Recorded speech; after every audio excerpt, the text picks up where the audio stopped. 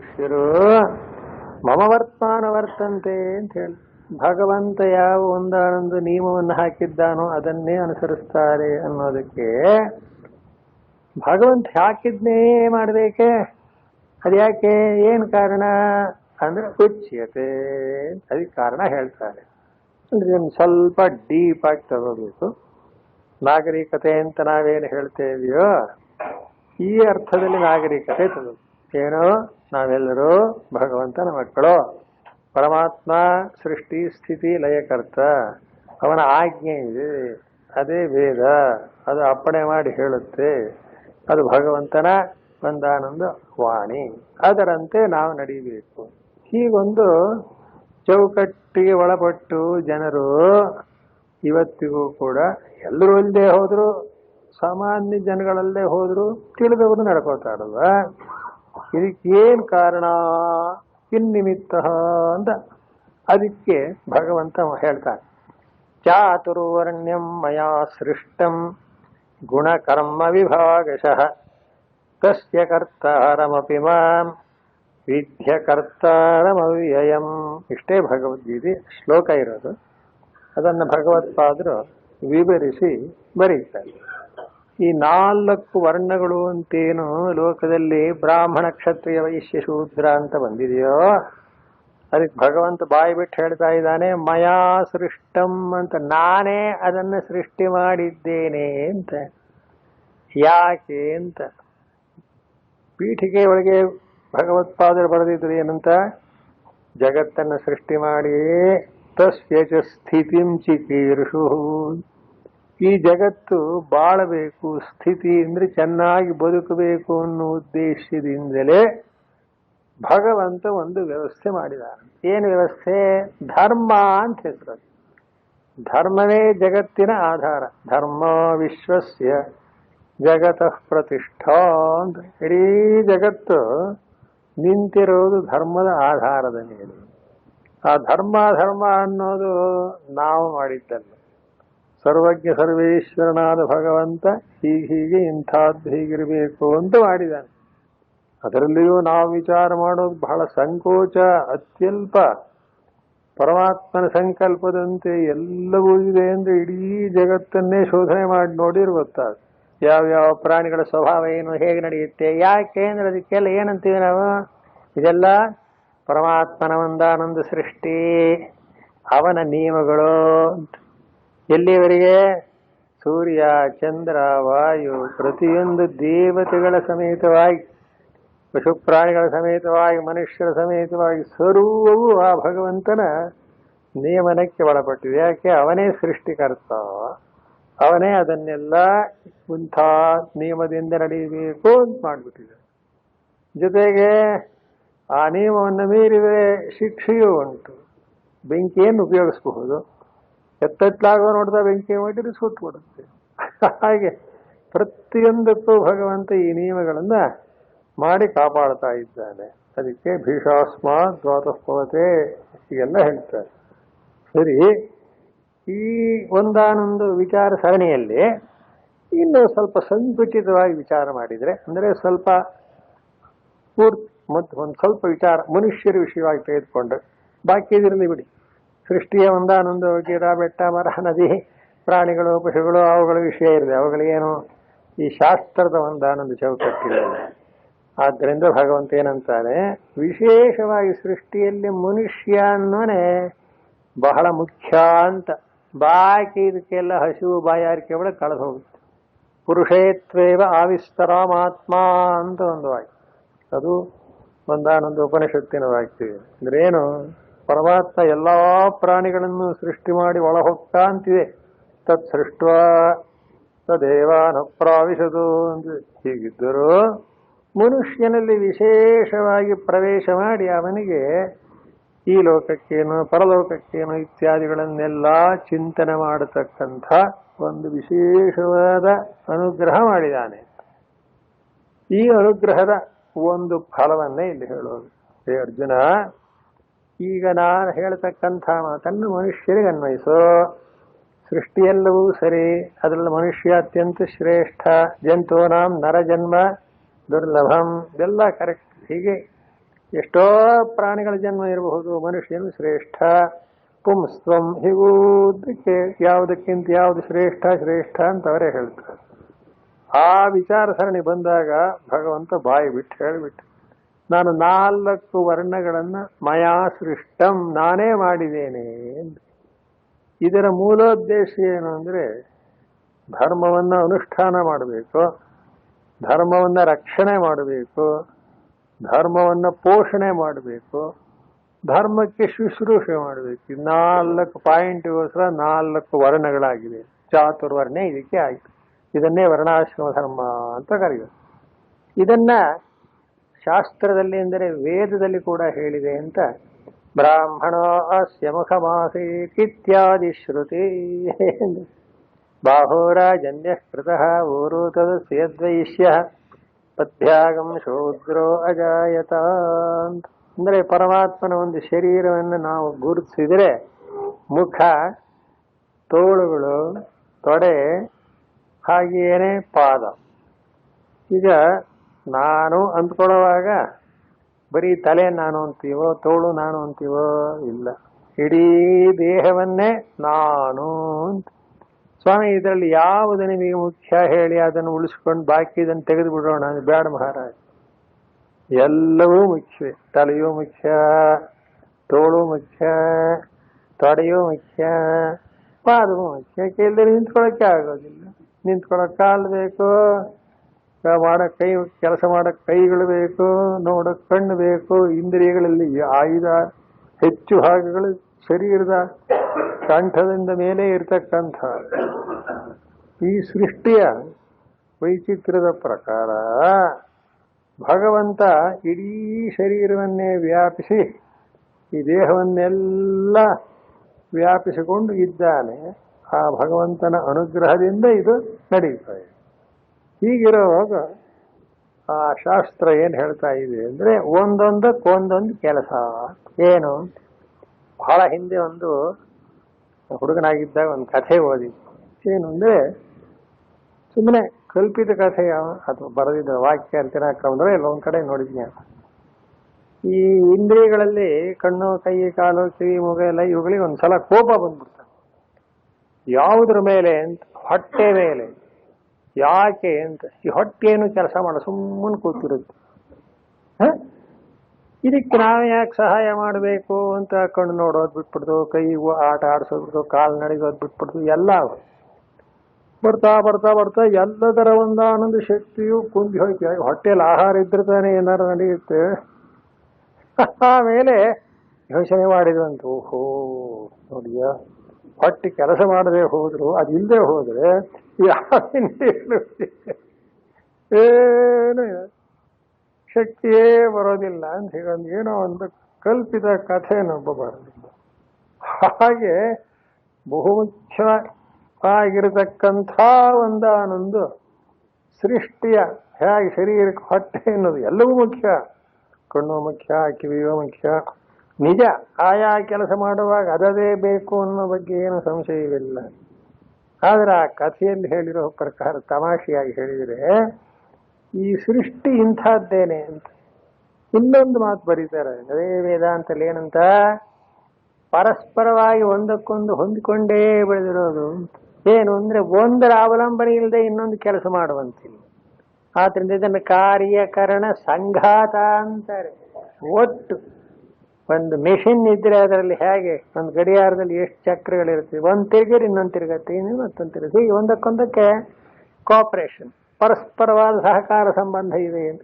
ಹಾಗೆ ಸೃಷ್ಟಿ, ಈ ಸೃಷ್ಟಿಯನ್ನ ಮನುಷ್ಯ ಪ್ರಧಾನವಾಗಿ ಇಟ್ಕೊಂಡಾಗ ಈ ಸೃಷ್ಟಿ ಸರಿಯಾದ ರೀತಿಯಲ್ಲಿ ಸ್ಥಿತಿ ಅಂದರೆ ಬದುಕಬೇಕು ಅನ್ನೋ ದೃಷ್ಟಿಯಿಂದ ಭಗವಂತ ಏನು ಮಾಡಿದ್ದಾನೆ, ಈ ಕ್ರಮವನ್ನು, ಕಾರ್ಯವನ್ನು ಎಲ್ಲ ಇಂದ್ರಿಯಗಳಿಗೂ ಹಂಚಿದಂತೆಯೇ ಮನುಷ್ಯರಿಗೂ ಪ್ರಾಣಿಗಳಿಗೂ ಎಲ್ಲರಿಗೂ ಹಂಚಿದ್ದಾನೆ. ಅದರಲ್ಲಿ ಮನುಷ್ಯ ಬಹಳ ಮುಖ್ಯ.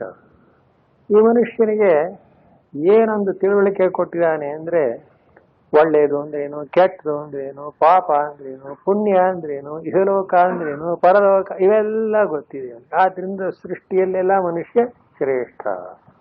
ಇಂಥ ಶ್ರೇಷ್ಠನಾದ ಮನುಷ್ಯನಿಗೆ ಧರ್ಮದ ಜವಾಬ್ದಾರಿ ಕೊಟ್ಟಿದ್ದಾನೆ ಭಗವಂತ. ನೀನು ಇದನ್ನ ಅನುಷ್ಠಾನ ಮಾಡಬೇಕು ಅಂತ. ಧರ್ಮದ ಜವಾಬ್ದಾರಿ ಅಂದ್ರೆ ಹೇಗೆ ಗೊತ್ತೇ? ಅಲ್ಲೂ 4 ಭಾಗ: ಧರ್ಮದ ಅನುಷ್ಠಾನ, ಧರ್ಮದ ರಕ್ಷಣೆ, ಧರ್ಮದ ಪೋಷಣೆ, ಧರ್ಮದ ಶುಶ್ರೂಷೆ.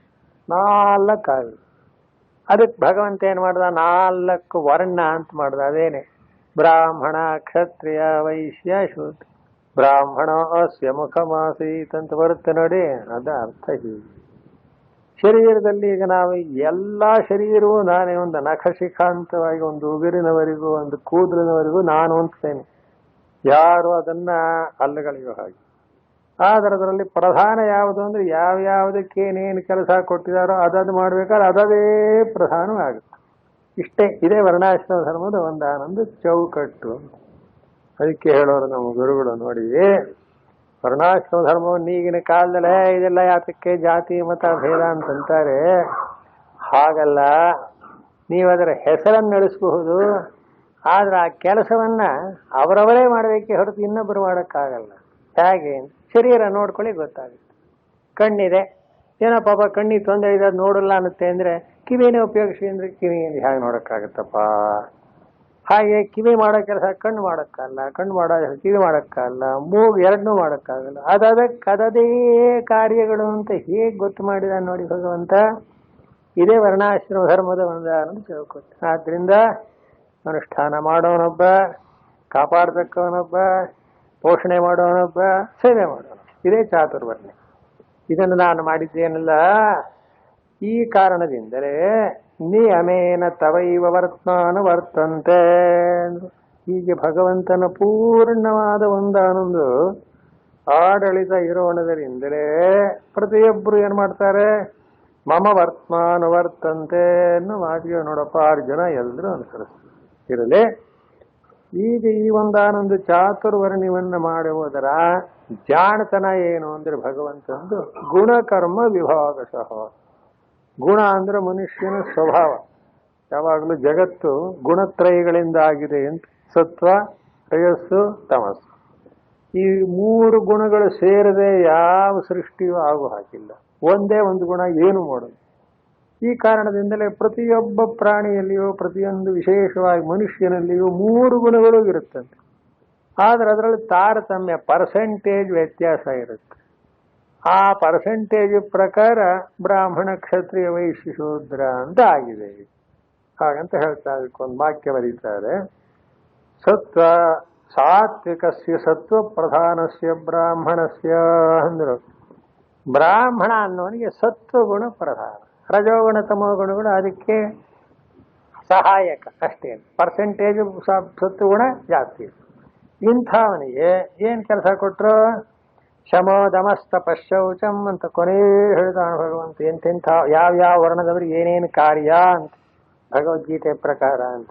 ಶಮ ದಮ ತಪಸ್ಸು ಕ್ಷಾಂತಿ ಇಂಥದ್ದೆಲ್ಲ ಬ್ರಾಹ್ಮಣನಿಗೆ. ಇದು ಅಂದ್ರೆ ಏನಾಯ್ತು?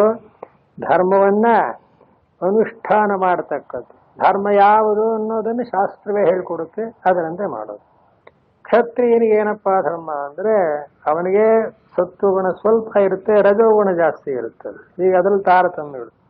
ಕ್ಷತ್ರಿಯನಾದವನಿಗೇನು? ಧರ್ಮಕ್ಕೆ ಯಾರು ಅಡೆತಡೆ ತರದಂತೆ ಕಾಪಾಡುವುದು, ಧರ್ಮವನ್ನು ರಕ್ಷಣೆ ಮಾಡುವುದು.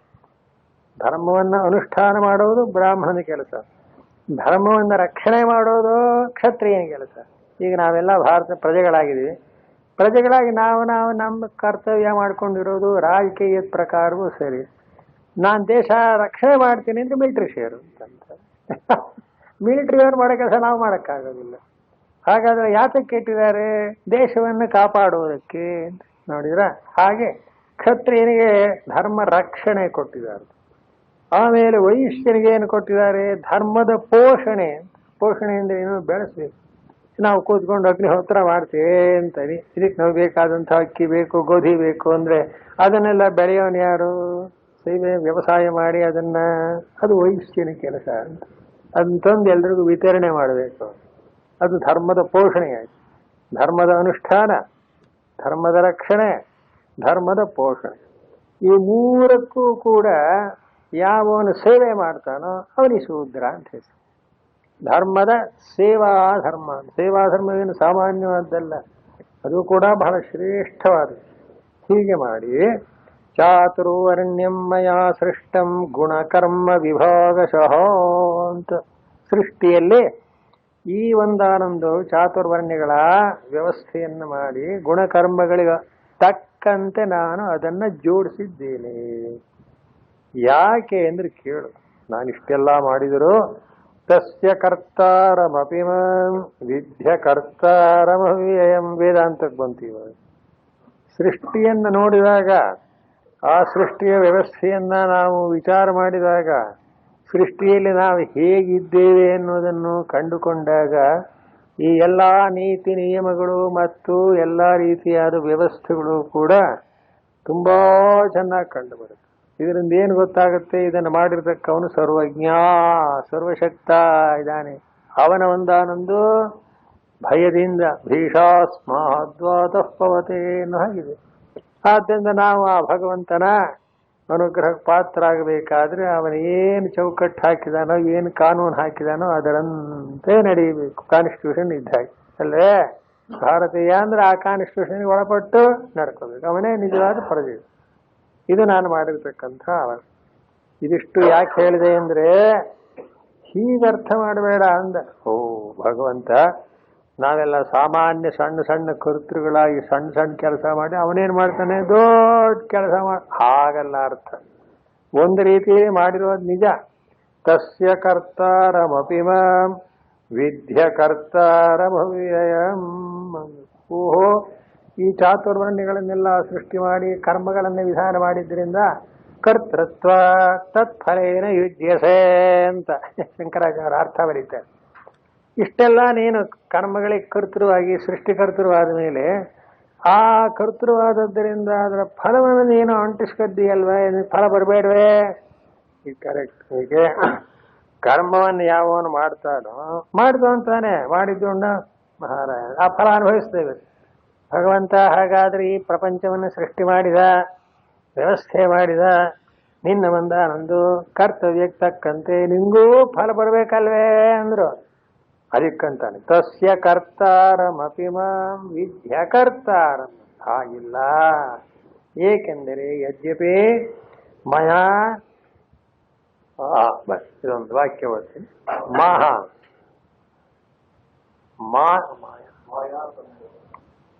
ಸುಮ್ಮನ್ ಶಬ್ದ ಅಲ್ಲಿ ಅಕ್ಷರ. ಅದೇ ಯದ್ಯಪಿ ಮಾಯಾ ಸಂವ್ಯವಹಾರೇಣ ತಸ್ಯ ಕರ್ಮಣಃ ಕರ್ತಾರಮಪಿ ಅಂದ್ರು. ಈಗ ಶ್ಲೋಕದ ಉತ್ತರಾರ್ಧಕ್ಕೆ ತಸ್ಯ ಕರ್ತಾರಮಪಿ ಮಾಂ ಅಂತಿದೆಯಲ್ಲ, ನಾನು ಕರ್ತೃ ಅನ್ನೋದು ಹೇಗೆ ಹೊಂದುತ್ತದೆ, ಸಮನ್ವಯ ಆಗುತ್ತದೆ ಅಂದ್ರೆ ಮಾಯಾ ಸಂವ್ಯವಹಾರೇಣ. ಇದು ಭಗವತ್ಪಾದರು ಬರೆಯೋದು. ತಸ್ಯ ಕರ್ಮಣಃ ಕರ್ತಾರಮಪಿ ಸಂತಂ ಮಾಂ ಪರಮಾರ್ಥತಃ ವಿದ್ಧಿ ಅಕರ್ತಾರಂ ಅಂದ್ರು. ನಿಜ, ಇದು ಮಾಯಾ ಸಂವ್ಯವಹಾರ ಅಂದ್ರೇನು? ನಿಜವಲ್ಲ ಅಂತ. ಈ ಕರ್ತೃತ್ವ ಭೋಕ್ತೃತ್ವ ಸೃಷ್ಟಿ ಸ್ಥಿತಿ ಲಯ ಅಂತ ಅದು ಭಗವಂತನೇ ಮಾಡಲಿ ಬೇರೊಬ್ಬನೇ ಮಾಡಲಿ, ಅದು ನೋಡುವುದಕ್ಕೆ ವ್ಯವಹಾರದಲ್ಲಿ ಕರ್ತೃತ್ವಾದಿಗಳನ್ನ ಆ ಯಾವನು ಮಾಡ್ತಾನೋ ಅವನು ಅನುಭವಿಸ್ತಾನೆ, ಅದರ ಫಲವನ್ನು ಪಡೀತಾನೆ ಅಂತ ಇದ್ದರೂ ಇದು ನಿಜ. ವ್ಯವಹಾರ ದೃಷ್ಟಿಯಿಂದ ಹೀಗೆಯೇ ಸರಿ. ಆದರೆ ಅಕರ್ತಾರಂ, ಅದಕ್ಕೆ ನಾನು ಕಾರಣನಲ್ಲ. ಇದು ನಮಗೆ ಅರ್ಥ ಆಗ್ಬೇಕಾದ್ರೆ ಶಂಕರ ವೇದಾಂತವನ್ನು ಸಮನ್ವಯ ಮಾಡಬೇಕು. ಹೇಗೆ ಕನಸರಲ್ಲಿ ನಾವೇನೋ ಮಾಡಿರ್ತೇವೆ ಅಂತ ಇಟ್ಕೊಂಡು, ಆ ಕನಸು ಪೂರೈಸುವವರೆಗೂ ನಾವೇನ್ ಮಾಡಿರ್ತೀವಿ, ಅದಕ್ಕೆ ನಾನೇ ಕರ್ತೃ. ಕನಸಲ್ಲಿ ಹೀಗೆ ಒಂದು ಸಭೆ ಆಯ್ತು, ಅಲ್ಲಿ ಉಪನ್ಯಾಸ ಮಾಡೋದು ಕೇಳೋದು ಇಲ್ಲ, ಹೋಗ್ತಾ ಇದ್ದೆ ಸ್ವಾಮಿ, ದಿನ ಕೇಳ್ತಾ ಇದ್ದೆ, ಉಪಚಾರ ನಡೀತಾ ಇತ್ತು ಅಂತ ಕನಸು ಪೂರೈಸುವವರೆಗೂ ನಾವು ಅದರ ಒಂದಾನೊಂದು ಕರ್ತೃಗಳಾಗಿರ್ತೀವೋ ಇಲ್ವೋ? ಇದ್ದೇ ಇರ್ತೀವಿ. ಎದ್ದು ಅಂತಿತ್ತು, ಅಯ್ಯೋ ಇಲ್ಲೋ ಹಳೆ ನರಸೀಪುರಕ್ಕೆ ಹೋದಾಗ ಅಲ್ಲಿ ನಡೀತಿದ್ದದ್ದನ್ನು ಜ್ಞಾಪಿಸ್ಕೊಂಡು ನಿದ್ದೆ ಮಾಡಿದ್ನೆಲ್ಲ ಹಾಗೆ ಕಂಡು ಮುಗ್ದೇ ಹೋಯ್ತು. ಅಲ್ಲೇನಿದೆ? ಕರ್ತೃತ್ವ ಇದೆಯಾ? ಈ ಕರ್ತಾರಮಪಿ ಅಕರ್ತಾರಂ ವಿದ್ಯೆ ಅಂತ.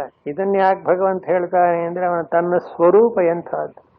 ಇಷ್ಟು ದೊಡ್ಡ ಪ್ರಪಂಚವನ್ನೆಲ್ಲ ಸೃಷ್ಟಿ ಮಾಡಿ ವ್ಯವಸ್ಥೆ ಮಾಡಿ ಇದನ್ನ ಪ್ರಳಯ ಮಾಡಿದರೂ ಅವನಿಗೆ ಲವಲೇಶವೂ ಅಂಟ್ತಾ ಇಲ್ಲ. ನಮಾಂ ಕರ್ಮ, ಮುಂದಿನ ಶ್ಲೋಕ ಬರುತ್ತೆ. ನಮಾಂ ಕರ್ಮಾಣಿ ಲಿಂಪಂತೆ ನಮೇ ಕರ್ಮಫಲೇ ಸ್ಪೃಹ ಇತಿ ಮಾಂ ಯೋಭಿಜಾನಾತಿ ಕರ್ಮಭಿರ್ನ ಸಬಧ್ಯತೆ ಅಂತ ನೋಡಿದ್ಯೋ. ಇಷ್ಟೆಲ್ಲ ಕರ್ಮಗಳನ್ನು ನಾನು ಮಾಡಿದರೂ ಮಾಡಿದಂತೆ ಅಲ್ಲ.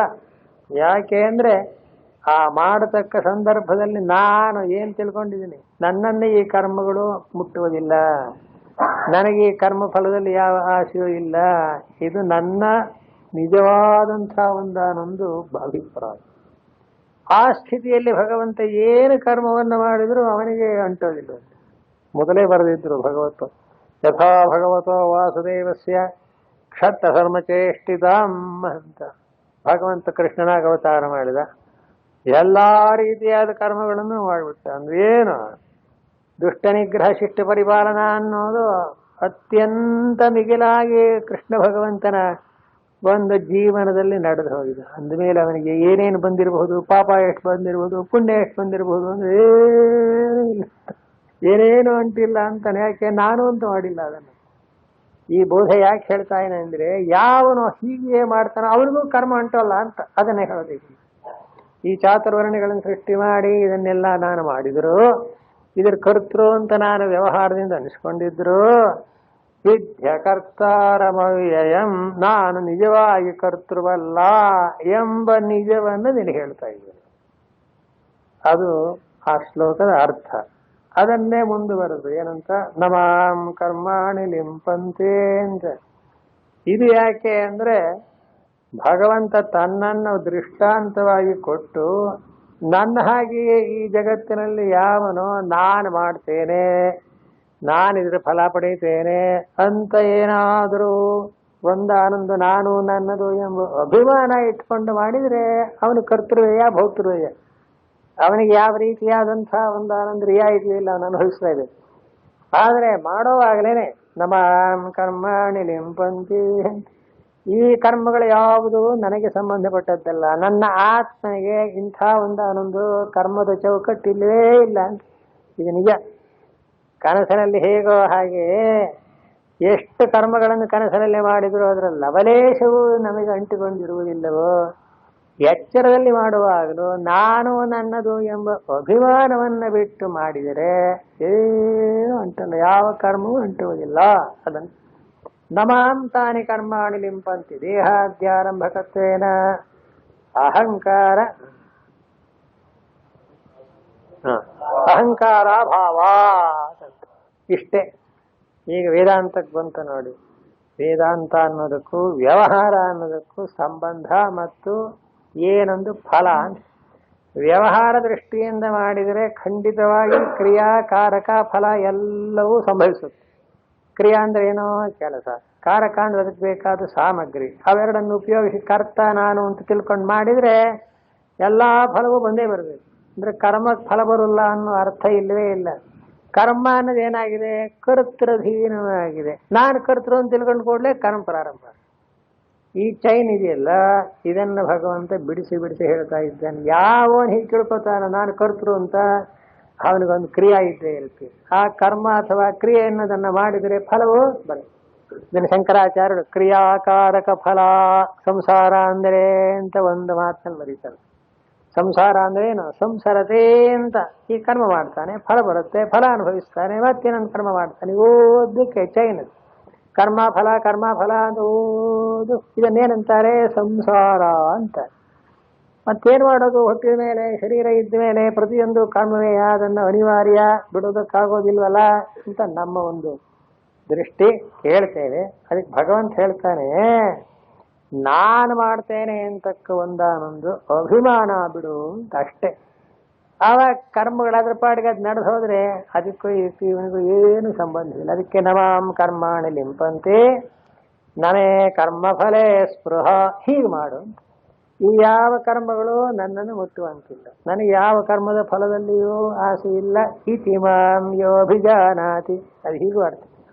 ಭಗವಂತ ಇಷ್ಟೆಲ್ಲ ಒಂದಾನೊಂದು ಕೃಷ್ಣಾವತಾರದಲ್ಲಿ ಕರ್ಮಗಳನ್ನು ಮಾಡಿದ್ರು, ಅವನಿಗೆ ಯಾವ ಅಂಟು ಆಗಲಿಲ್ಲ ಅಂದ್ರೆ ಏನು ಕಾರಣ, ನಾನು ಮಾಡ್ತೇನೆ ಎಂಬ ಅಭಿಮಾನ ಇರಲಿಲ್ಲ ಭಗವಂತನಿಗೆ.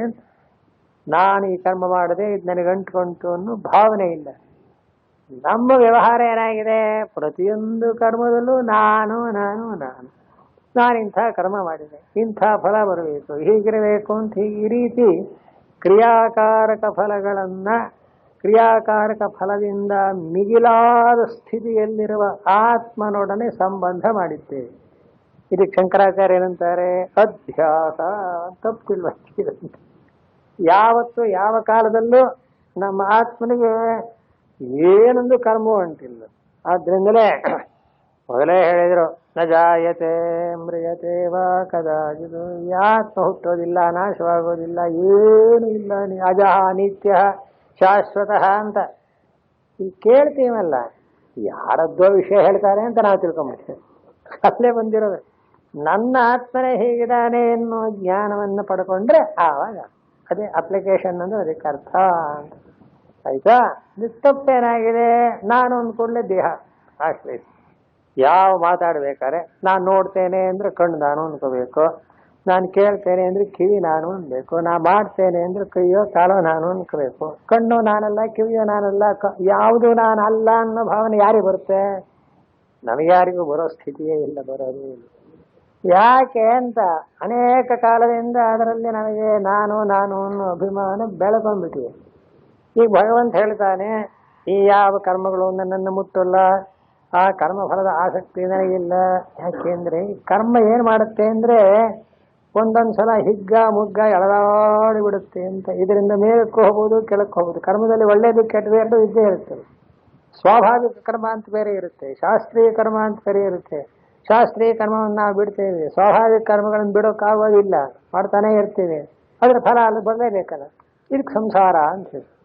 ಈಗ ಭಗವಂತ ಏನು ಹೇಳಿದ, ನನ್ನನ್ನು ನೋಡು, ನಾನು ಚಾತುರ್ವರ್ಣ್ಯಗಳನ್ನು ಸೃಷ್ಟಿ ಮಾಡಿ ಜಗತ್ತನ್ನೆಲ್ಲ ಸೃಷ್ಟಿ ಮಾಡಿದ್ರು ನಾನು ಮಾಡಿದೆ ಅಂತಕ್ಕ ಅಹಂಕಾರವನ್ನು ಇಟ್ಕೊಂಡಿಲ್ಲ. ತಸ್ಯ ಕರ್ತಾರಮಪಿ ಮಾಂ ವಿದ್ಯ ಕರ್ತಾರ. ನನ್ ತಿಳ್ಕೊ ನೋಡು ಅಂತ. ನಾನು ಹೇಗಿದ್ದೇನೆ ನೋಡು, ಇಷ್ಟೆಲ್ಲ ಮಾಡಿಯೋ ನಾನೇನಾದರೂ ಅದಕ್ಕೆ ಕಂಡುಕೊಂಡಿದ್ದೇನೆ. ಯಾರಾದರೂ ನನ್ನನ್ನು ತಪ್ಪಾಗಿ ತಿಳ್ಕೊಂಡ್ರೆ ಅವನ ಭಗವಂತನೊಂದು ತಪ್ಪಿನ ಫಲ ಅಷ್ಟೇ ಇದೆ. ನಿಜವಾಗಿ ನಾನು ಹೇಗಿದ್ದೀನಿ, ಅಕರ್ತ ಅಭೋಕ್ತ ನಿತ್ಯ ಶುದ್ಧ ಬುದ್ಧ ಮುಕ್ತ ಸ್ವಭಾವ. ಶಂಕರಾಚಾರ್ಯ ಮೊದಲೇ ಬರೀತಾರಲ್ಲ, ದೇಹವಾನಿವ ಜಾತ ಇವ ಚ ಅಂತ ಮೊದಲೇ ಬರೆದ್ಬಿಟ್ಟು. ಭಗವಂತ ನಿತ್ಯ ಶುದ್ಧ ಬುದ್ಧ ಮುಕ್ತ ಸ್ವಭಾವ.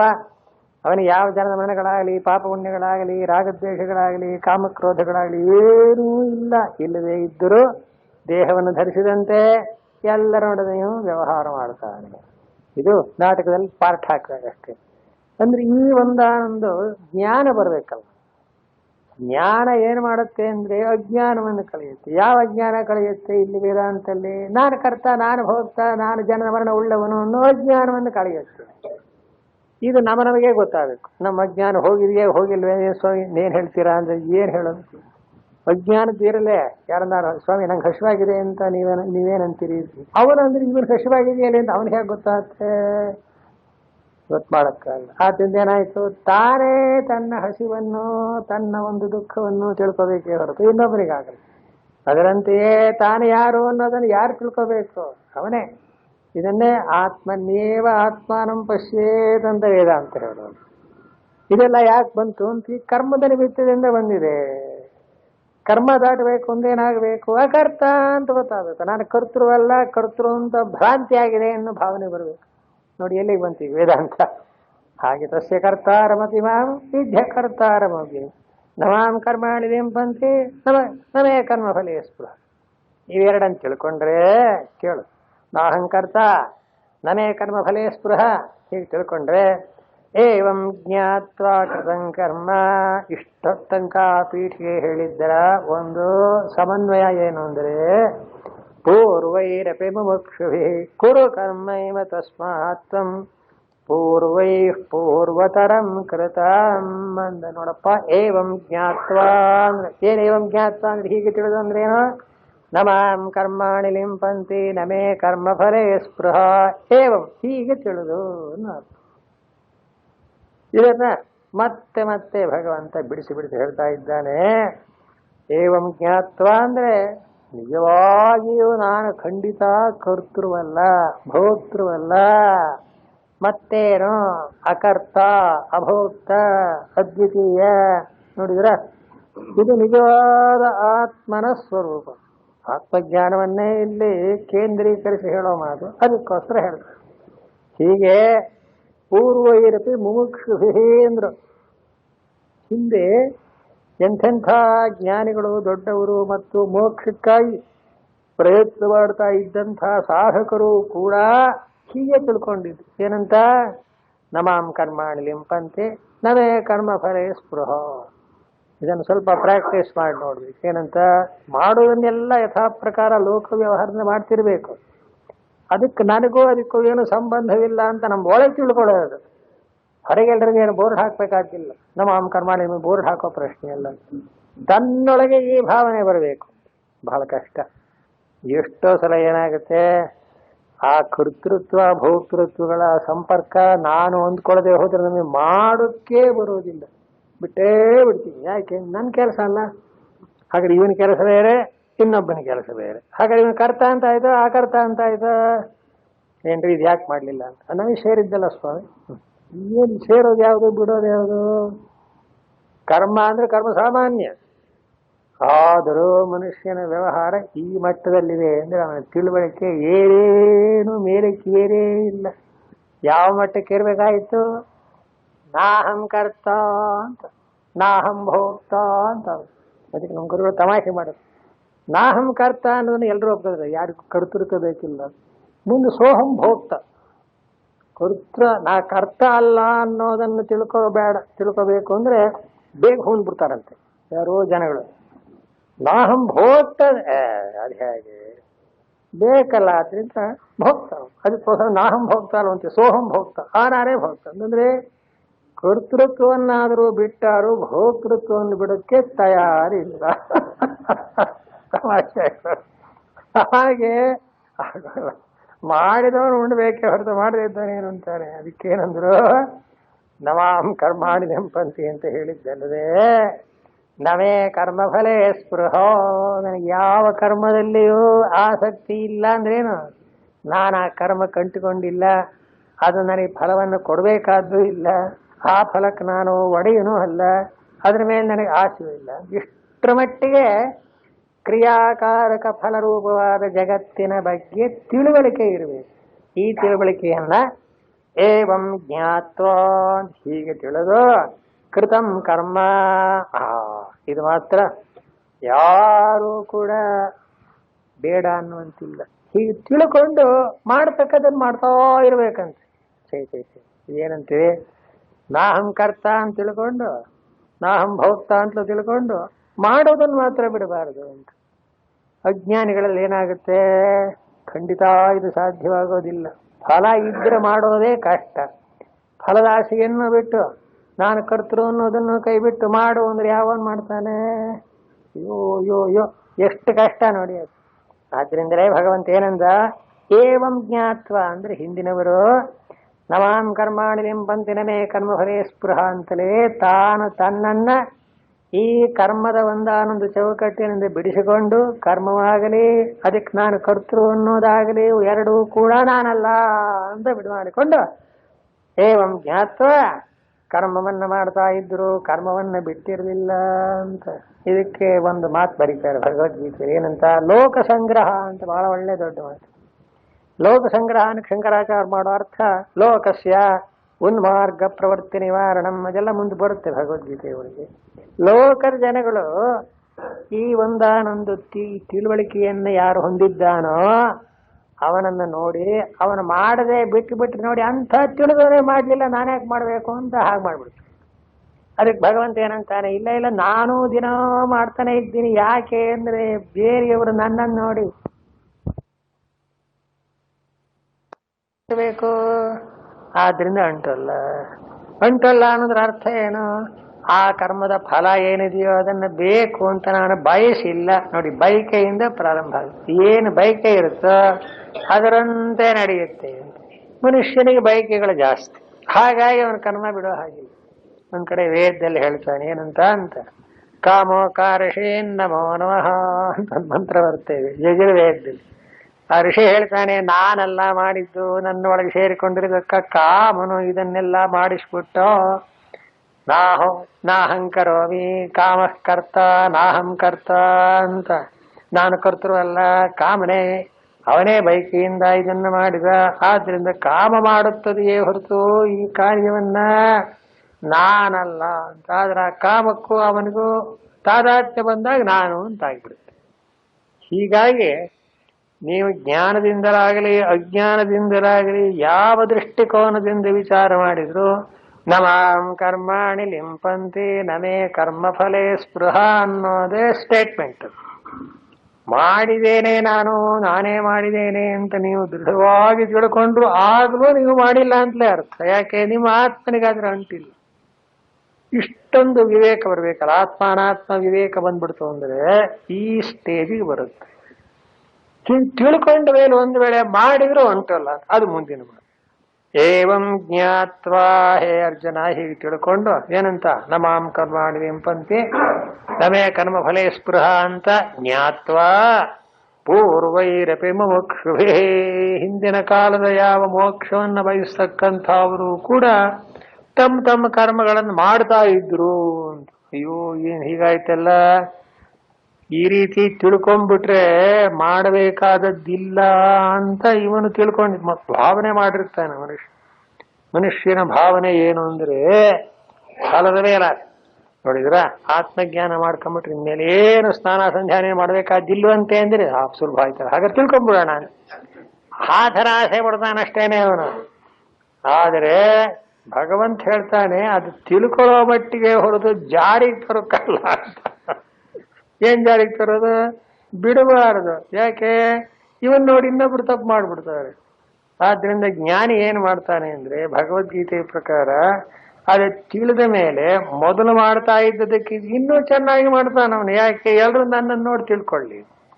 ಯಾಕೆ ಮಾಡ್ತಾನೆ? ಅವನಿಗೆ ಧೈರ್ಯ, ಏನು ನಾನು ಮಾಡಿದ್ರು ನನಗಂಟಲ್ಲ ಅನ್ನೋ ಧೈರ್ಯ ಇದ್ಬಿಟ್ಟಿರೋವನಿಗೆ ಏನು ಯೋಚನೆ ಅವನಿಗೆ, ಅವನ್ ಯಾಕೆ ಮಾಡದೆ ಬಿಡ್ತಾನೆ? ಒಂದು.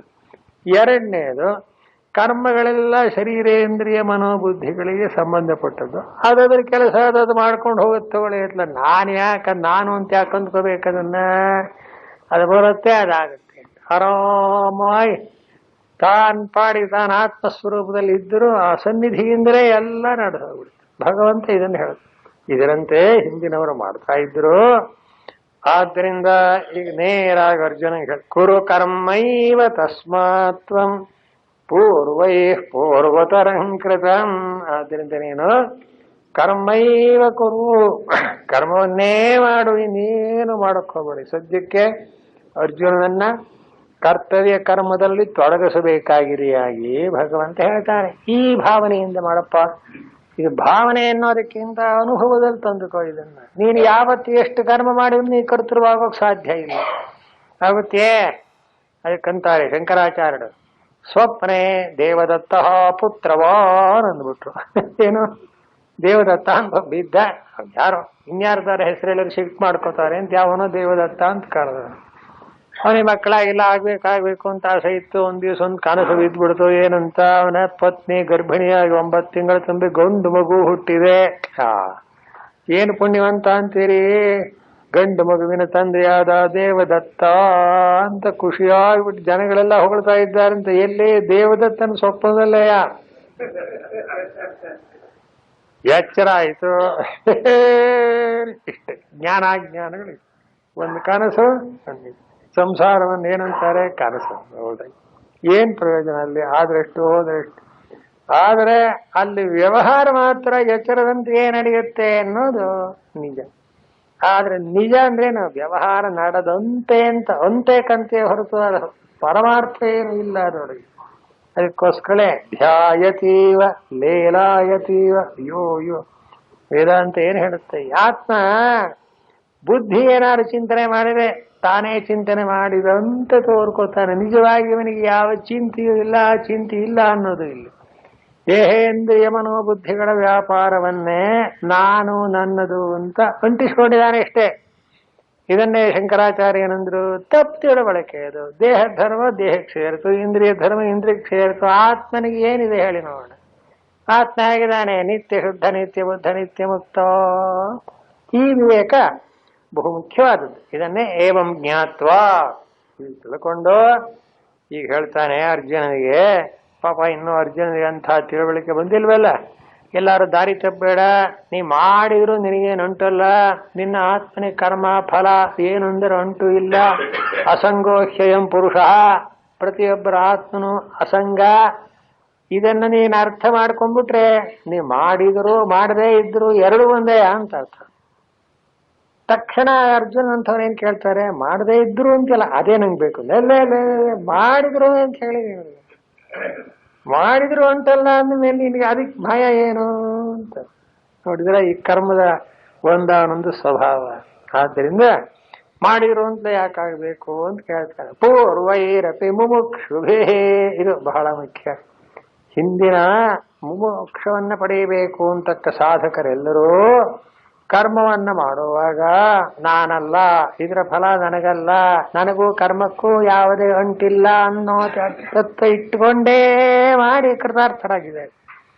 ಇದನ್ನು ವೇದಾಂತಲೇನಂತಾರೆ? ಚಿತ್ತಶುದ್ಧಿ ಅಂತಾರೆ. ಅಂತಃಕರಣ ಶುದ್ಧಿ ಆಗ್ಬೇಕಾದ್ರೆ ಕರ್ಮ ಮಾಡಲೇಬೇಕು.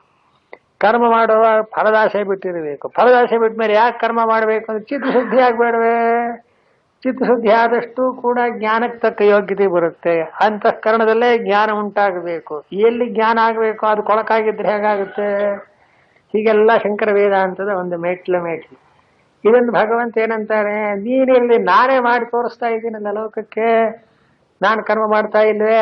ನಾನೇ ಮಾಡಿದ್ಮೇಲೆ, ಜ್ಞಾನಿ ಆದವನೇ ಮಾಡಿದ್ಮೇಲೆ ಅಜ್ಞಾನಿಗೆ ಏನು ಹೆದರಿಕೆ? ಯಾಕೆ ಮಾಡಬಾರ್ದು?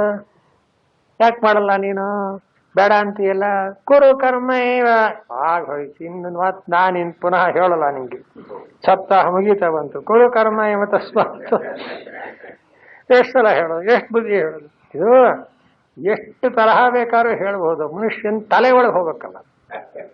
ಈ ತಂದೆ ಎಷ್ಟೋ ಹಿತವಚನ ಹೇಳಿ ಮಗನ ಓದು ಮಾಡು ಅಂತೆಲ್ಲಾ ಹೇಳಿದಾನೆ. ಅವನಿಗೆ ಓದಬೇಕು ಅನ್ನೋ ಭಾವನೆ ಬರುವವರೆಗೂ ಇವರಾಪ್ತೇನು ಮಾಡಿದ್ರು ಐತೆ. ಈ ಒಂದಾನೊಂದು ಅಜ್ಞಾನವೇ ಮನುಷ್ಯನ ಹಾಳು ಮಾಡುತ್ತೆ. ಒಬ್ರು ಹೇಳಿದ ಕೇಳ್ತೇವೆ ಅನ್ನೋದು ನಮಗೆ ಬಂದಿದ್ರೆ ಅಯ್ಯೋ ಆಗುತ್ತೆ. ಅವಾಗ ಏನ್ ಮಾಡ್ಬೇಕು ತಂದೆ? ಅಯ್ಯೋ ನನ್ನ ಪ್ರಯತ್ನ ಆಯ್ತು ಅಂತ ಅವನು ಪ್ರಯತ್ನಾಗಿ ಇವನಿಗೆ ಏನಾಗುತ್ತೆ. ಈಗ ಅದರಿಂದ ಭಗವಂತ ಹೇಳ್ದ, ಯಾಕೆಂದ್ರೆ ಕೃಷ್ಣ ಭಗವಂತನ ಮೇಲೆ ಪೂರ್ಣವಾದಂಥ ಒಂದಾನೊಂದು ಪ್ರೇಮ ಇದೆ ಅರ್ಜುನನಿಗೆ. ಅದರಲ್ಲಿ ಏನು ಕಡಿಮೆ ಇಲ್ಲ. ನಾವು ಅರ್ಜುನರಾದ್ರೇನೋ ಪರವಾಗಿಲ್ಲ. ಕೃಷ್ಣನ್ ಮಾತು ಕೇಳ್ದ ಅರ್ಜುನ ಅಂದ್ಮೇಲೆ ನಾವು ನೋಡಿ ಯುದ್ಧ ಮಾಡಲ್ಲ ಅಂದನು ಮಾಡಿದ್ಮೇಲೆ ಆಮೇಲೆ ಯಾವತ್ತಾರ ತಕರಾರು ಬಂತ ಯುದ್ಧದಲ್ಲಿ ಹೆದರ್ಕೊಂಡ. ಯಾಕೆ ಅಂತ ಪರಿವರ್ತನೆ, ತಿಳುವಳಿಕೆ ಬಂದ್ಬಿಡ್ತು. ಭಗವಂತ ಅಷ್ಟು ಹೇಳಿದ ಅಂದ್ಮೇಲೆ ಅವನಿಗೆ ಆ ನಂಬಿಕೆ ಇತ್ತು. ಹೇಳಿ ಸ್ಥಿತೋಸ್ಮಿ ಗತ ಸಂದೇಹ ಕರಿಷ್ಯೆ ವಚನಂ ತವ. ಅರ್ಜುನರಾಗ್ಬೇಕು ನಾವು. ಏನಂತ ಎಲ್ಲ ಹೇಳಿದೆಯಾ? ನಷ್ಟೋ ಮೋಹ, ನನ್ನ ತಪ್ಪು ತಿಳುವಳಿಕೆ ಹೋಯಿತು, ಸ್ಮೃತಿರ್ ಲಬ್ಧ, ಜ್ಞಾನ ಬಂತು, ಸಂದೇಹ ಇಲ್ಲ, ನೀ ಹೇಳಿದ್ ಮಾಡಿ. ಹಾಗನ್ನೇ ನೀವು ಸ್ಥಿತೋಸ್ಮಿಕರ ಸಂದೇಹ ಕರಿಷ್ಯೆ ವಚನ. ಗೀತೆ ನೋಡಿ ಹ್ಯಾಕ್ ಪರಿವರ್ತನೆ ಮಾಡ್ತು ಅಂತ. ಇದು ಯಾಕರಿಂದ? ನಿಷ್ಠೆ, ಆ ಪರಮಾತ್ಮ ಸದ್ಗುರುವಿನ ಉಪದೇಶ ಇದೆ, ಎಲ್ಲ ಇದೆ ನಿಜ. ನಾವು ಅದಕ್ಕೆ ಸ್ವಲ್ಪ ಎಕ್ಸರ್ಸೈಸ್ ಮಾಡಬೇಕು. ಯಾರು ಹೇಳ್ತಾರೆ, ಏನು ಹೇಳ್ತಾರೆ, ಯಾಕೆ ಹೇಳ್ತಾರೆ, ಅದ್ರ ಪ್ರಯೋಜನ ಏನು, ಅದನ್ನು ನಾವು ಅನುಷ್ಠಾನ ಮಾಡಿದವ್ರಿಗೆ ಏನಾಗಿದೆ, ಹೀಗೆಲ್ಲ ಸ್ವಲ್ಪ ಇದೆಲ್ಲ ತಿಳುವಳಿಕೆ ಇದೆಯಾ ಮನುಷ್ಯನಿಗೆ? ಇದೆಯಲ್ಲ.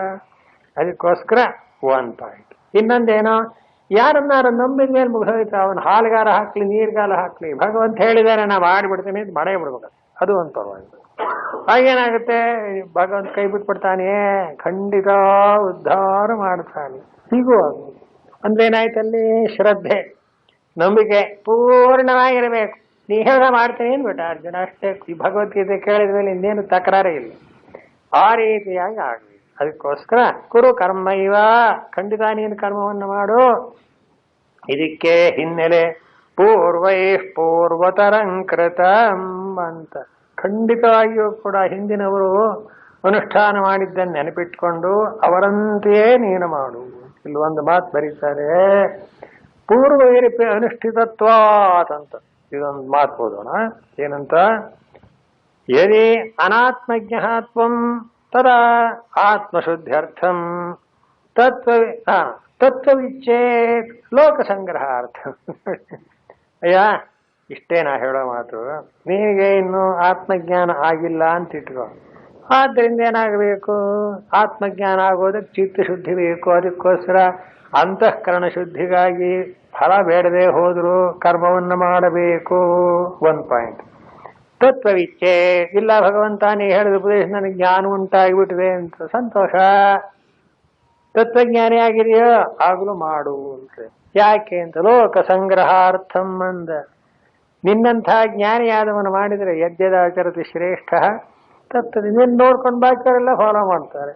ಆದ್ರಿಂದ ಜ್ಞಾನಿ ಆಗ್ತೇನೆ ಅಂದ್ರು ನಿನ್ನನ್ನೇನು ಕರ್ಮ ಬಿಡೋಲ್ಲ. ಅಜ್ಞಾನಿಯಾಗಿದ್ದೇನೆ ಅಂದ್ರು ಕರ್ಮ ನೋಡಿದ್ರ. ಹೀಗಾಗಿ ಏನಾಯ್ತು? ಮಾಡೋ ಮೆಥಡ್ ಅನ್ನು ಮಾತ್ರ ಬದಲಾಯಿಸೋದು ಬಿಟ್ಟು ಬಿಟ್ರೆ ಮಾಡಬೇಕು ಅನ್ನೋದು ಜ್ಞಾನಿಗೂ ಅಜ್ಞಾನಿಗೂ ಇಬ್ಬರಿಗೂ ಕೂಡ ಹೇಳಿದ್ದೆ. ಅಜ್ಞಾನಿಗೆ ವಿಧಿ ಮಾಡದೇ ಇದ್ರೆ ಪ್ರಾಯಶ್ಚಿತ್ತ ಆಗತ್ತೆ, ಪಾಪ ಬರುತ್ತೆ ಅಂತ ಭಯಪಡಿಸ್ತಾರೆ. ಜ್ಞಾನಿಗೆ ವಿಧಿ ಏನು ಬೇಕಿಲ್ಲ, ಅವನಿಗೆ ತಿಳುವಳಿಕೆ ಇದ್ದೇ ಬಿಟ್ಟಿದೆ. ನಾ ಮಾಡಿದ್ರು ಮಾಡಲಿಲ್ಲ ಅಂತ ತಿಳ್ಕೊತಾನ ಅವನು. ಆದ್ರಿಂದ ತಸ್ಯ ಕರ್ತಾರಮಪಿ ಅಕರ್ತಾರಂ. 4 ವರ್ಣಗಳನ್ನ ಸೃಷ್ಟಿ ಮಾಡಿದ್ರು ಅದಕ್ಕೆ ನಾನು ಕರ್ತ ಅಂತ ಎಷ್ಟೇ ಜನ ಹೇಳಿದ್ರು ನಾನು ಕರ್ತೃ ಅಲ್ಲ ಅಂತ ಆ ತಿಳುವಳಿಕೆ ಬಂದಿರುತ್ತೆ. ಅದು ತುದಿ ಆಯ್ತು.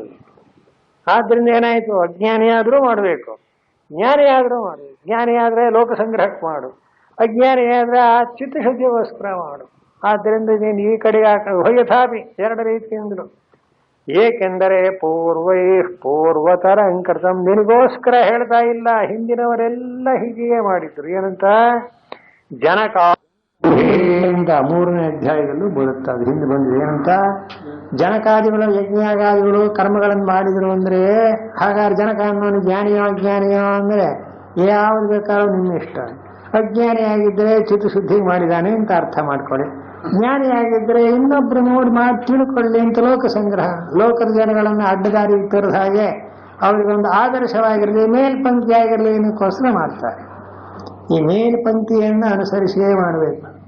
ಈ ಹಿಂದೆಲ್ಲ ಮಕ್ಕಳಿಗೆ ಅಕ್ಷರ ದುಂಡಗಾಗ್ಲಿ ಅಂತ ಕಾಪಿಗೆ ಬರ್ಸೋರು, ಈಗಲೂ ಬರೆಸ್ತಾರೆ.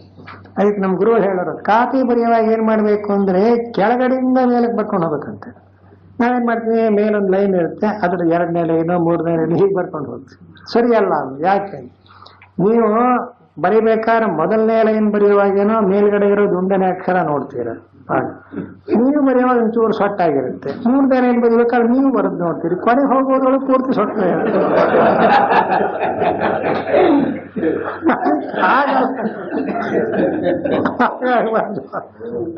ಕೊನೆ ಲೈನಿಂದ ಹೀಗೆ ಮೇಲೆ ಬರ್ಕೊಂಡು ಹೋಗೋ ಪ್ರತಿ ಸಲ ಏನ್ ಮಾಡ್ಬೇಕು? ಮೇಲಿಂದೇ ನೋಡ್ಬೇಕು.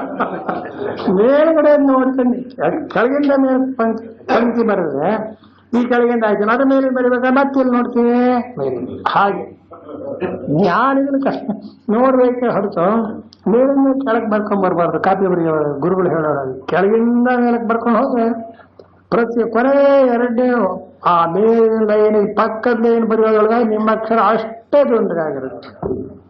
ಆದ್ರಿಂದ ಏವಂ ಜ್ಞಾತ್ವ ಕೃತಂ ಕರ್ಮ ಪೂರ್ವೈರಪಿ ಮುಮುಕ್ಷು, ಹಿಂದಿನ ಕಾಲದ ಮುಮುಕ್ಷುಗಳು ಕೂಡ ಹೀಗೆಯೇ ಕರ್ಮದ ಒಂದಾನೊಂದು ನಿಜವನ್ನ ಅರಿತು ಮಾಡ್ತಾ ಇದ್ರು. ಅವರು ಮುಮುಕ್ಷುವರಾಗಿದ್ರು. ಯಾಕೆ ಕರ್ಮ ಮಾಡಿದ್ರು ಅಂದ್ರೆ ಆ ಕರ್ಮ ಅಂತಕ್ಕಂಥದ್ದು ಮೋಕ್ಷಕ್ಕೆ ತಕ್ಕ ಅಂತಃಕರಣ ಶುದ್ಧಿ ಕೊಡುತ್ತೆ. ಗೊತ್ತು ಭಗವಂತನೇ ಮಾಡಿದ ಅಂದ್ಮೇಲೆ ಇನ್ನೇನು ನಮ್ದೆಲ್ಲ ಏನು ಮಾಡಲೇಬೇಕು.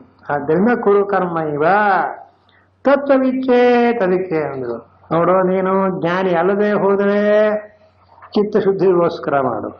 ಜ್ಞಾನಿ ಆಗಿದ್ದೀನಿ ಅಂತ ನಿನ್ನ ಭಾವನೆ ಇದ್ರೆ ಲೋಕ ಸಂಗ್ರಹಾರ್ಥಂ, ಲೋಕದ ಜನಗಳ ಅಡ್ಡದಾರಿಗೆ ಹೋಗದಂತೆ ತಡೆಯುವುದಕ್ಕೆ ಯಜ್ಞರಾಚರದಿ ಶ್ರೇಷ್ಠ ಅಂತ ಒಂದು ಬರುತ್ತಾ ಇಟ್ಕೊಂಡು ಈ ರೀತಿಯಾಗಿ ಪೂರ್ವತರಂಕೃತ ಅಂತ. ಕಿಂ ಕರ್ಮ ಕಿಮ ಕರ್ಮೇತಿ ಕವಯೋಪ್ಯತ್ರ ಮೋಹಿತಾಃ ತತ್ತೇ ಕರ್ಮ ಪ್ರವಕ್ಷ್ಯಾಮಿ ಯಜ್ಞಾತ್ವಾ ಮೋಕ್ಷ್ಯಸೇ ಅಶುಭಾತ್ ಕರ್ಮಣೋ ಹ್ಯಪಿ ಬೋದ್ಧವ್ಯಂ ಬೋದ್ಧವ್ಯಂಚ ವಿಕರ್ಮಣಃ ಅಕರ್ಮಣಶ್ಚ ಬೋದ್ಧವ್ಯಂ ಗಹನಾ ಕರ್ಮಣೋ ಗತಿಃ. ಗತಿ ಕಾಣಿಸ್ಬಿಟ್ರಿ ಇವಾಗ ಕರ್ಮದ ಗಹನಾ ಕರ್ಮಣೋ. ಏನ್ ಸ್ವಾಮಿ ಭಗವದ್ಗೀತೆ ಓದಿ ಕರ್ಮ ಅಂದ್ರೆ ಏನು ಅಂತ ತಿಳ್ಕೋಬೇಕಾ? ಯಾವ ಗೊತ್ತಿಲ್ಲ, ನಾವು ಮಾಡೇ ಮಾಡ್ತೀವಿ ಪ್ರತಿ ದಿವಸ ಅಂತ. ಮಹಾರಾಯ ಅದೆಲ್ಲ ಕರ್ಮ ಅಲ್ಲ ಕಣೆ ಅಂದ್ರು. ಜನ ಒಂದ್ಸಲ ಕರ್ಮ ಅನ್ನೋದನ್ನ ಕೆಟ್ಟದಾಗ ಅರ್ಥನ ಮಾಡ್ತಾರೆ. ಏನು ದುಃಖ ಪಡ, ಅಯ್ಯೋ ನನ್ನ ಕರ್ಮ ಅಂತ ಅಷ್ಟೇ ಆಗೋಯ್ತದೆ. ಹಾಗಾಗ್ಬಿಡುತ್ತದೆ. ಹಾಗಾಗ್ಬಾರ್ದು. ಏನಾಗ್ಬೇಕು? ನಮ್ಮನ್ನ ಅದು ಉದ್ಧಾರ ಮಾಡಬೇಕು. ಯಾವಾಗ? ಅಂತಃಕರಣ ಶುದ್ಧಿ ಕೊಡಬೇಕು. ನೀವು ಯಾವ ಕರ್ಮನಾದ್ರು ಮಾಡಿ ಚಿತ್ತ ಶುದ್ಧಿ ಕೊಡುತ್ತೆ ಅಂದ್ರೆ ಅದನ್ನು ಬಿಡ್ಕೊಡು. ಯಾಕೆ? ಎಂಥ ಬೆನಿಫಿಟ್ ಅಲ್ಲ ಅದು, ಎಷ್ಟು ಒಳ್ಳೆಯದು. ಅಂತಃಕರಣ ಶುದ್ಧಿ ಆದ್ರೆ ಜ್ಞಾನಕ್ಕೆ ತಕ್ಕ ಯೋಗ್ಯತೆ ಬರುತ್ತೆ. ಯೋಗ್ಯತೆ ಬಂದರೆ ಗುರು ಸಿಗ್ತಾನೆ, ಉಪದೇಶ ಪಡಿತೀನಿ, ಕೃತಾರ್ಥರಕ್ಕೆ ಮೇಲೇರಕ್ಕೆ ಹೋಗೋದು ಅದು. ಆದ್ದರಿಂದ ಕರ್ಮ ಕೆಟ್ಟದು ಅಂತ ಯಾರು ತಿಳ್ಕೋಬಹುದು. ಖಂಡಿತ ಅದು ಒಳ್ಳೇದಿದೆ. ಅದ್ರ ಮಾಡತಕ್ಕ ಮೆಥಡ್ ಹೇಗೋ ಹಾಗೆ ಮಾಡ್ಬೇಕು. ಅದಕ್ಕಂತಾರೆ ಈ ಕರ್ಮ ಮಾಡುವಾಗ ಇದೊಂದು ಸಂಶಯ ಅಂತ. ತತ್ರ ಕರ್ಮ ಚೇತ್ ಕರ್ತವ್ಯ ತ್ವದ್ವಚನಾದೇವ ಕರೋಮ್ಯಹಂ ಕಿಂ ವಿಶೇಷದೇನ ಪೂರ್ವೇ ಪೂರ್ವತರಂ ಕೃತಮಿತಿ. ಇದಕ್ಕೆ ಅವತರಣಿಕೆ ಬರೀತಾರೆ ಭಗವಂತ.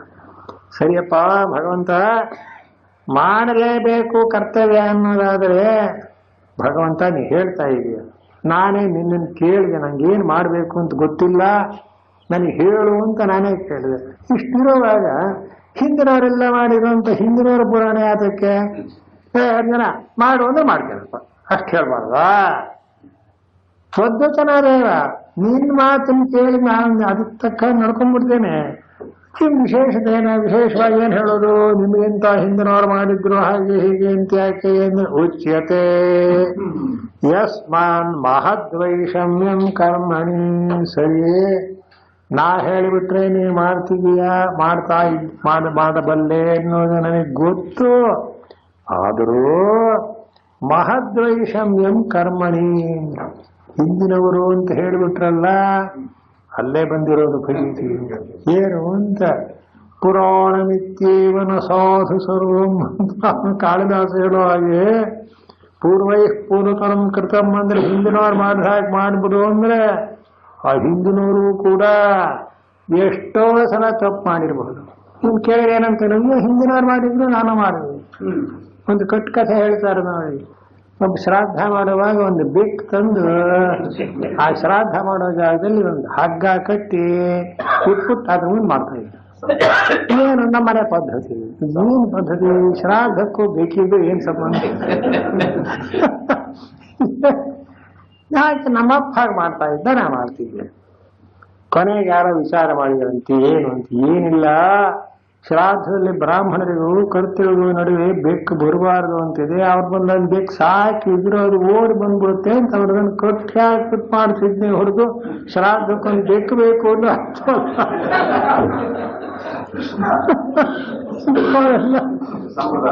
ಸಂಪ್ರದಾಯ.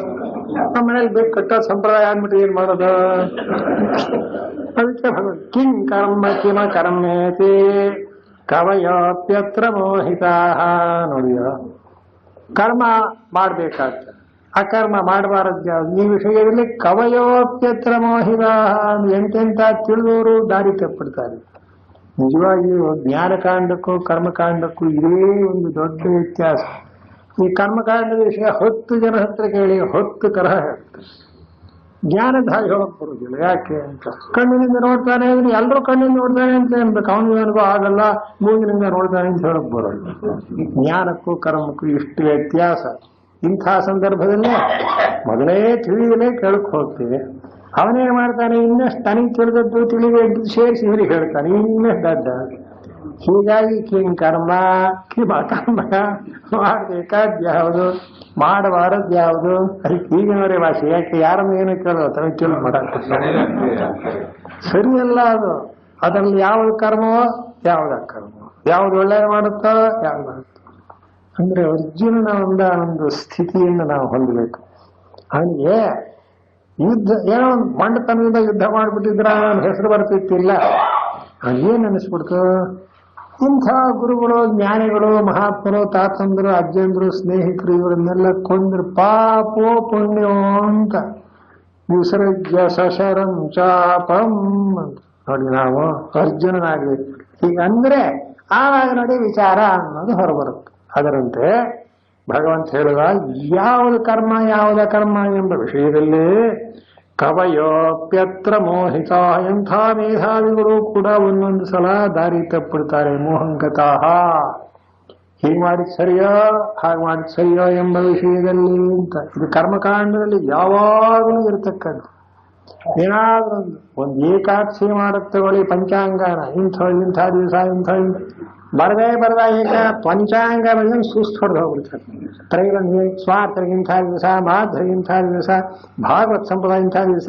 ಅದೇನು ಎಷ್ಟು ಏಕಾದಶಿ ಅಂತ ಬರೋದು ಅಂದ್ರೆ ನಿಮಗೆ ಏಕಾದಶಿ ಏನು ಹೆದರಿಕಿಲ್ಲ. ಮಾಡೋ ಸಂಜೆ ಒಬ್ಬೊಬ್ಬನೊಂದು ಹೇಳ್ತಾನ. ಎಷ್ಟು ಗಳಿಗೆ ಇರಬೇಕು ಅಂತೊಬ್ಬ, ಎಷ್ಟು ಕಡಿಮೆ ಇರಬೇಕು ಅಂತೊಬ್ಬ, ಎಷ್ಟು ವ್ಯಾಪ್ತಿ ಇರಬೇಕು ಅಂತೊಬ್ಬ. ಅಯ್ಯೋ ಯೋ ಯೋ ಇವತ್ತಿಗೂ ಈ ಕರ್ಮಕಾಂಡದಲ್ಲಿರಬೇಕು ಸಂಶಯಗಳು ಎಲ್ಲಿ ದಿನ ಇದ್ದೇ ಇರ್ತೀನಾರು ಒಂದು ಬರುತ್ತೆ. ಆಮೇಲೆ ಇನ್ನು ತಮಾಷೆ ಏನಂತೀರಿ, ಇನ್ನೊಬ್ಬಂದು ಕೇಳ್ತಾನೆ, ಸ್ವಾಮಿ ನೀವೇನು ಹೀಗೆ ಹೇಳಿಬಿಟ್ರೆ ನಮ್ಮನೆ ಪಂಚಾಂಗ ಹೀಗೆ ಬರ್ತೀವಿ ಅಂತ. ಅವನು ಯಾವುದೋ ಒಂದು ಪಂಚಾಂಗ ಸರಿ ಕಣಪ್ಪ, ಅದ್ರ ಪ್ರಕಾರ ನೀನೇ ಮಾಡಿದ್ರು. ಕೊನೆ ಯಾವತ್ತು ತೀರ್ಮಾನ ಅಂತ ಅವನೇನು ಮಾಡಿದ್ನೋ ಅದೇ ತೀರ್ಮಾನ. ಅದು ಸರಿಯೋ ತಪ್ಪ ಅವನಿಗೆ ಗೊತ್ತು. ಹೀಗೆ ಕಿಂ ಕರ್ಮ ಕಿಮ ಕರ್ಮೇತಿ, ಯಾವಾಗ ಏನು ಹೇಗೆ ಮಾಡಬೇಕು, ಕಿಂ ಕೇನ ಕಥಂ. ಕಿಮ್ ಅಂದ್ರೆ ಯಾವುದು ಕರ್ಮ, ಕೇನ ಅಂದ್ರೆ ಏನು ಸಾಧನ, ಕಥಂ ಅಂದ್ರೆ ಹೇಗೆ, ಇಷ್ಟು ಮೋಹಿತ ಪೂರ್ಣವಾಗಿದೆ. ಕವಯೋತ್ಯತ್ರ ಮೋಹಿತ. ಏನು ಗತಿ ಅಂದ್ರು ಭಗವಂತ ಹೇಳ್ತಾನೆ, ಹೆದರಬೇಡ. ತತ್ತೇ ಕರ್ಮ ಪ್ರವಕ್ಷ್ಯಾಮಿ ಯಜ್ಞಾತ್ವಾ ಮೋಕ್ಷಸೆ ಅಶುಭ. ನಿನಗೆ ಮಂಗಳ ಆಗ್ಬೇಕಾಗಿದೆ, ಒಳ್ಳೇದಾಗಬೇಕಾಗಿದೆ ಅಲ್ವಾ, ಅಶುಭದಿಂದ ಬಿಡುಗಡೆಯಾಗಬೇಕಾಗಿದೆ. ಅದಕ್ಕೋಸ್ಕರ ಇದೆಲ್ಲ ನೀನು ಯಾರು ಹೇಗೆ ಮಾಡಿದ್ರು ಏನು, ಅವರದ್ದು ಸರಿಯೇ ಇವರದ್ದು ಸರಿಯೇ ಅನ್ನೋ ಚೌಕಾಗ್ಯದ ವಿಚಾರ ಬೇಡ. ನಾನೇ ನಿನಗೆ ಹೇಳ್ತೇನೆ, ಯಾವ ಒಂದು ನನ್ನ ಮಾತನ್ನು ಕೇಳಿದರೆ ಯಜ್ಞಾತ್ವ ಮೋಕ್ಷಸೆ ಅಶುಭ, ಎಲ್ಲಾ ರೀತಿಯಾದ ಒಂದಾನೊಂದು ಅನರ್ಥದಿಂದಲೂ ನೀನು ಬಿಡುಗಡೆಯಾಗ್ತೀಯ. ಹಾಗೆ ನಾನು ನಿರ್ಧಾರವಾಗಿ ಹೇಳ್ತೇನೆ. ಅದಕ್ಕೋಸ್ಕರ ಏನಂತಾರೆ, ಕೃಷ್ಣಂ ವಂದೇ ಜಗದ್ಗುರು. ಜಗದ್ಗುರು ಭಗವಂತ ಹೇಳಿದ ಅಂದ್ರೆ ಇನ್ನು ಯಾರು ಅದರ ಮೇಲೆ ತಕರಾರು ತೆಗೆಯೋ ಹಾಗೆ ಕೂಡುದು. ಭಗವಂತನಿಗಿಂತ ಪರ್ಫೆಕ್ಟ್ ಆಗಿ ಸರ್ವಜ್ಞ ಸರ್ವಶಕ್ತನಾದ ಭಗವಂತ ಹೇಳಿದ ಅಂದ್ಮೇಲೆ ಇನ್ನು ಅದರ ಮೇಲೆ ಅಕ್ಕೀಲ್ ಇಲ್ಲೇ ಇಲ್ಲ.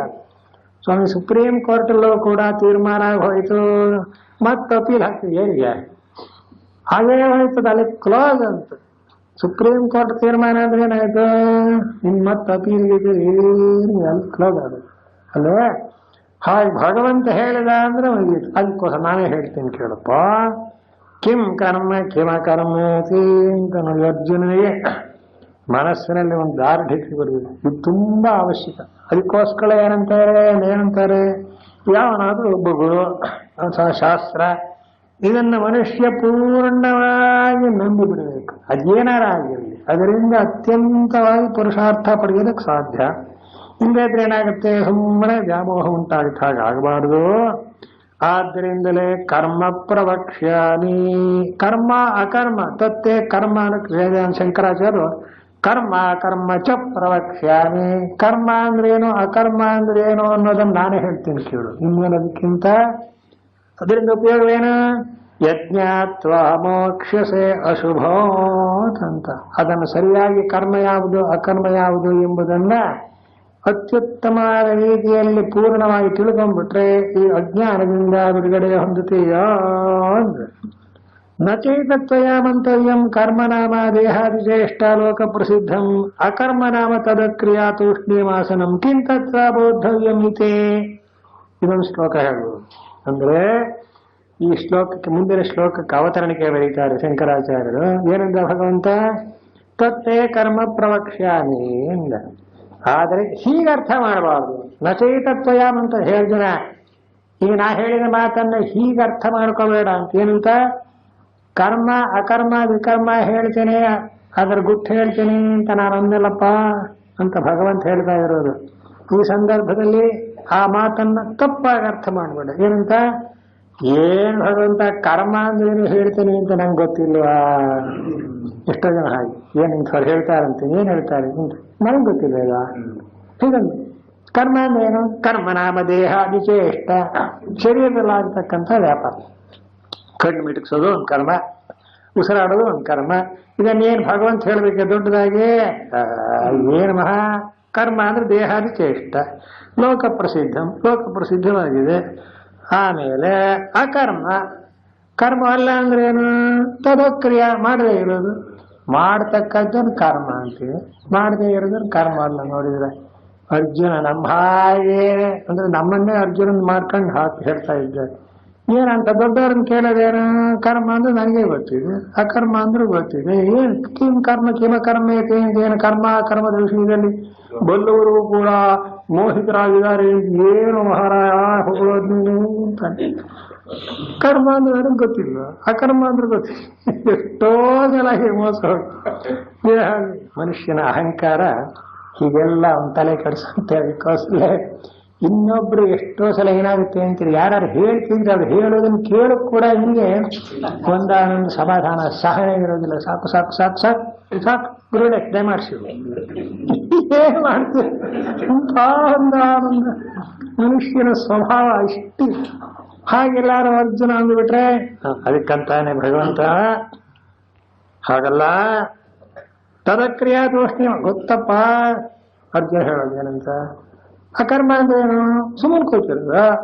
ಕರ್ಮ ಅಂದ್ರೇನು? ದೇಹೇಂದ್ರಿಯ ವ್ಯಾಪಾರ ಮಾಡೋದು. ಏನು ದೊಡ್ಡ ಭಗವದ್ಗೀತೆ ಉಪದೇಶ ಆಗುತ್ತಾ ಇದಕ್ಕೆ?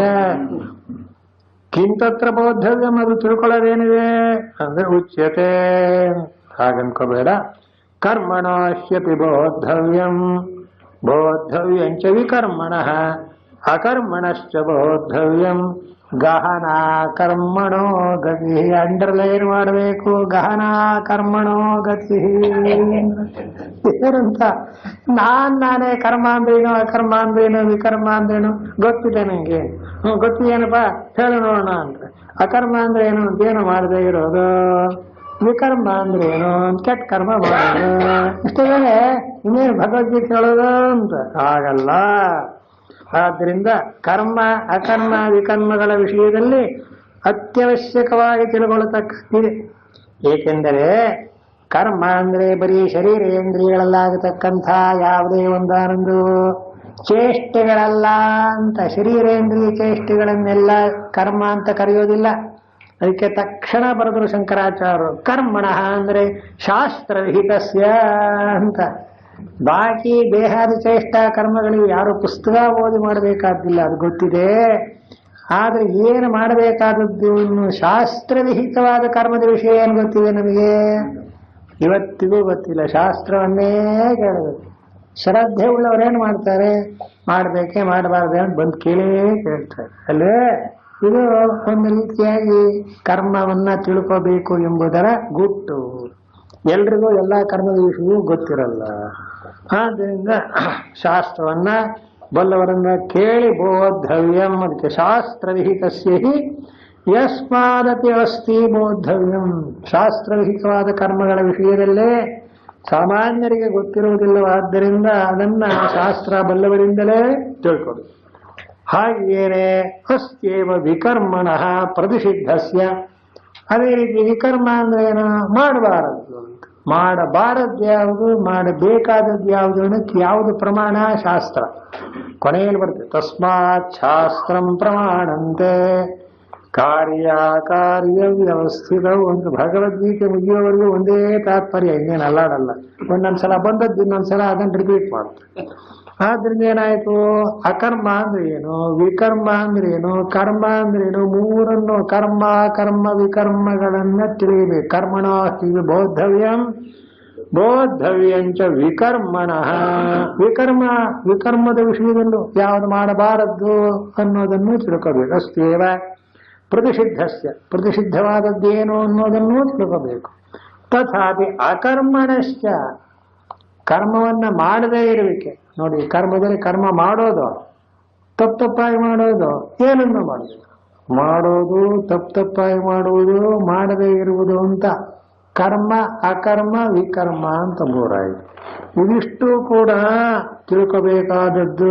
ಅಕರ್ಮಣಶ್ಚ ಬೋದ್ಧವ್ಯಂ. ಅಕರ್ಮ ಅಂದ್ರೆ ಏನು ಅನ್ನೋದನ್ನು, ಅಕರ್ಮ ಅಂದ್ರೆ ತೂಷ್ಣೀಂ ಭಾವ, ಮಾಡೋದನ್ನು ಬಿಟ್ಟು ಸುಮ್ಮನೆ ಇರೋದು ಅಂತ, ಅದು ತಪ್ಪು. ಆ ಅಕರ್ಮ ಆಗೋದಿಲ್ಲ, ಅದು ಮುಂದೆ ಬರುತ್ತೆ ಇವಾಗ.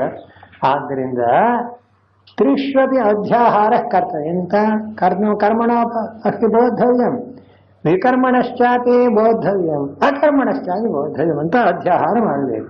ಹೀಗಿದೆ. ಏಕೆಂದರೆ ಯಸ್ಮಾತ್ ಗಹನ ಕರ್ಮಣೋ ಗತಿ. ಕರ್ಮದ ಒಂದೊಂದು ಮಾರ್ಗ ಇದೆಯಲ್ಲ, ಗಹನ ಅಂದ್ರೆ ಏನು, ಅತ್ಯಂತ ಭಯಂಕರವಾದದ್ದು, ಅತ್ಯಂತ ಆಶ್ಚರ್ಯಕರವಾದದ್ದು ಅಂತಾನೆ. ಗಹನ ಅಂದ್ರೆ ವಿಷಮ, ಬಹಳ ವಿಷಮವಾದದ್ದು, ಕಷ್ಟಕರವಾದದ್ದು, ತಿಳ್ಕೊಳ್ಳೋದು ಬಹಳ ಕಷ್ಟ. ಆದ್ದರಿಂದ ಬಲ್ಲವರಿಂದಲೇ ಕರ್ಮ ವಿಕರ್ಮಗಳ ಗುಟ್ಟನ್ನು ತಿಳಿಯಬೇಕು ಅಂತಾಯ್ತು. ಇಲ್ಲಿಗೆ ಒಂದು ಘಟ್ಟಾಯ್ತು. ಇನ್ನು ಕರ್ಮ ಅಂದ್ರೇನು, ಅಕರ್ಮ ಅಂದ್ರೇನು, ವಿಕರ್ಮ ಅಂದ್ರೇನು, ಇದೆಲ್ಲ ಒಂದು ದೊಡ್ಡ ವಿಚಾರ ಸರಣಿ ಪ್ರಾರಂಭವಾಗುತ್ತೆ. ಈಗಾಗಲೇ ನಾವು 18 ಶ್ಲೋಕಗಳವರೆಗೆ ಬಂದಿದ್ದೇವೆ. ನಮ್ಮ ಯಜಮಾನರು ತಿಳಿಸಿದ್ದಾರೆ, ಯಾವ್ದಾದ್ರು ಒಂದು ಘಟ್ಟಕ್ಕೆ ನಿಲ್ಲಿಸ್ಬಿಡಿ ಅಂತ. 4ನೇ ಅಧ್ಯಾಯವನ್ನ ನಾಳೆ ಬೆಳಿಗ್ಗೆ 2 ಸೆಷನ್ಸ್ ಇರೋದ್ರಿಂದ 42 ಶ್ಲೋಕದಲ್ಲಿ 18 ಆಗಲೇ ಮುಗಿದೋಗಿದೆ. ಇನ್ನೆಷ್ಟು ಉಳಿಯುತ್ತೆ? 24. ಸರಿ, ಆ 24ರಲ್ಲಿ ಎಲ್ಲ ಕೂತ್ ಕೇಳಿಬಿಡಿ. ಆ ಪೂರ್ತಿಯಾಗಿ 4ನೇ ಅಧ್ಯಾಯದ ಕೊನೆಯವರೆಗೂ ಈ ವಿಷಯವನ್ನ ಈ ಒಂದಾನೊಂದು ಸಂದರ್ಭದಲ್ಲಿ ಮುಕ್ತಾಯ ಮಾಡಿ, ಫಸ್ಟ್ ಸೆಷನ್ಸ್ ಅಂತ ಮೊದಲನೇ ಪರ್ಯಾಯಕ್ಕೆ ಭಗವದ್ಗೀತೆಯ 4 ಅಧ್ಯಾಯಗಳನ್ನು ನಾವು ಮನನ ಮಾಡಿದ್ದೇವೆ ಎಂಬ ಒಂದಾನೊಂದು ಕೊನೆಯ ತೀರ್ಮಾನಕ್ಕೆ ಬರೋಣ. ಭಗವಂತನ ಅನುಗ್ರಹದಂತೆ ಹಾಗಾಗಲಿ ಅಂತ ಪ್ರಾರ್ಥನೆ ಮಾಡಿ ತಾವೆಲ್ಲ ನಾಳೆ 2 ಪರ್ಯಾಯಗಳಲ್ಲಿ ಈ ವಿಷಯಗಳನ್ನು ಕೇಳಿ ಕೃತಾರ್ಥರಾಗಬೇಕು ಅಂತ ಪ್ರಾರ್ಥನೆ. ವಿಷಯಗಳು ಒದಗುತ್ತೆ, ಅದು ಅರ್ಜುನನಿಗೆ ಒದಗಿಬಿಟ್ಟಿದೆ. ಅದಕ್ಕೆ ಭಗವಂತ ಹೇಳ್ತಾರೆ, ಅಪ್ಪ ಕರ್ಮ ವಿಕರ್ಮಗಳ ತತ್ವವನ್ನ ಚೆನ್ನಾಗಿ ತಿಳಿದು ಅದನ್ನು ಅನುಷ್ಠಾನ ಮಾಡಬೇಕು ಅಂದಾಗ ಭಗವಂತ ಅದನ್ನು ಉಪದೇಶ ಮಾಡಲು ಹೊರಟಿದ್ದಾನೆ.